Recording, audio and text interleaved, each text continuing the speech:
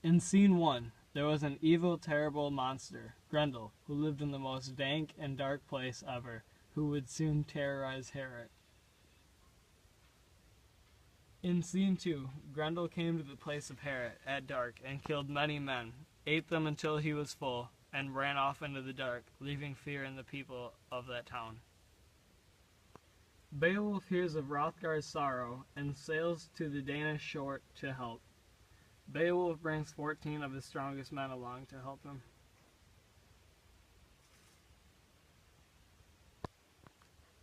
Wulfgar meets Beowulf and his men at the door. He greets them. Beowulf, the great king of the Danes, commands me to tell you that he knows of your nobleness and braveness, and that you are welcomed. But leave your weapons at the door. You stay here. Okay. Hail Hrothgar, I have heard of your troubles with the monster Grendel. I have killed many monsters, and now I have been called on to kill Grendel.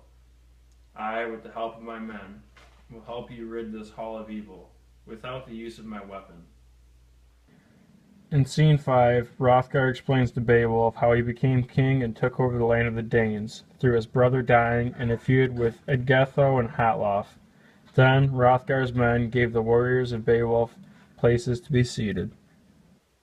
You, Beowulf, the foolish warrior who risked your life for no good reason, having Breca with you, you were told not to, but you still swam the sea paths?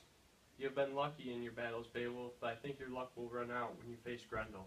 Unferth, my friend, you are drunk off ale and are telling stories, where the truth is, no person is as strong as me, and no man can swim the seas as I can. I'm a stronger person than Breca, and I chose to stay with him when we were at sea, until a giant wave swept us apart.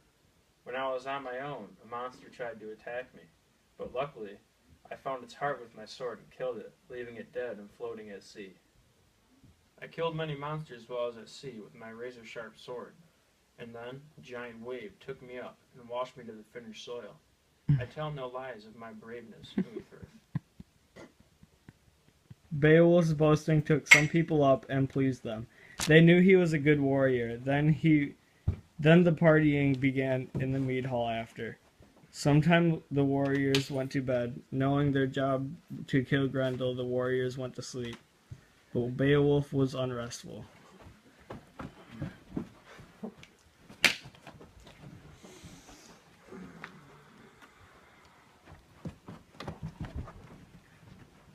Beowulf's boasting took some people up and pleased them.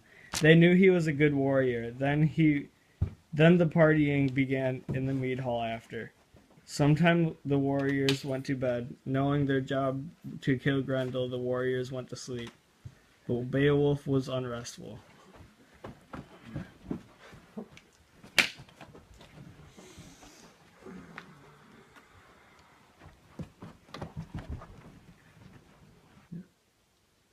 Grendel came to Harriet in the night again.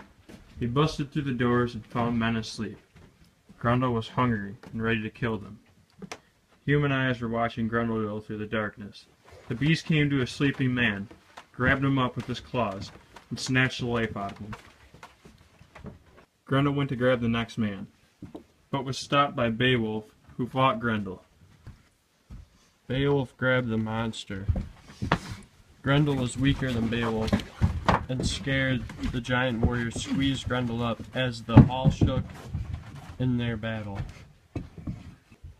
Beowulf tried to hold Grendel until the monster was lifeless. All Beowulf's men jumped from their beds, ready to help him. The swords of the men had no effect on Grendel, though because his skin was immune to mortal man's blade. 3.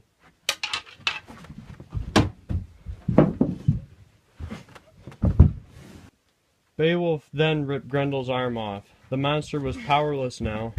The armless beast still managed to escape back to the bottom of his miserable marsh, only to die later.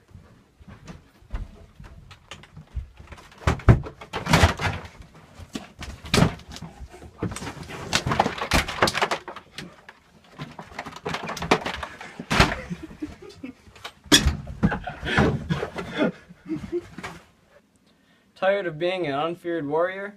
Well, come get yourself some of our newest product, Mustache Balm. This will leave you with a mustache like mine.